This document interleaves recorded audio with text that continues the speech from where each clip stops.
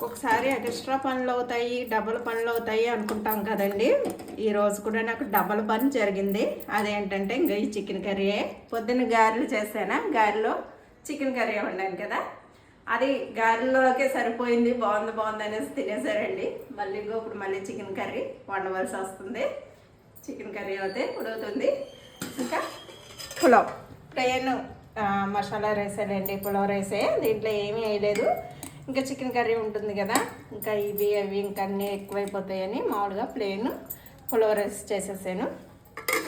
గారెలు మా వాడైతే గారెలు చాలా ఇష్టం. ఇంకా బిర్యానీలో గారెలు వేసుకుని చికెన్ కర్రీ వేసుకుని ఇలా తింటాడు. ఆ టేస్ట్ ఇష్టం. ఇంకా కచంబరు, నిమ్మకాయలు, ఇంకా ఒక నుంచి పాలు కూడా పెట్టేసానండి. ఇంక ఈ స్టవ్కి ఆదివారం వచ్చిందంటే రెస్టే ఉండదు, ఏదో ఒకటి ఉడుకుతూనే ఉండాల్సిందే. ఇంకా ఇదండి మా సండే స్పెషల్. మరి మీ ఇంట్లో మీరు ఏం చేసుకున్నారు? చక్కగా అందరూ ఉదుకుని కూర్చొని హ్యాపీగా సండే ఎంజాయ్ చేస్తున్నారా? ఏమన్నది కామెంట్ చేసేయండి. ఓకేనా? బై.